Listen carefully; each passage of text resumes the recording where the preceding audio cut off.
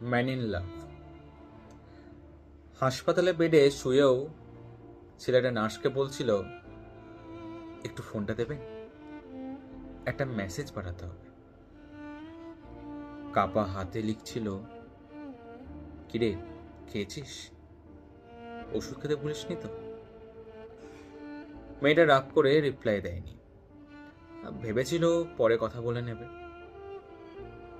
কিন্তু পরে বলে আর কিছু থাকেনি। পরদিন মেয়েটার কাছে একটা কল আসে,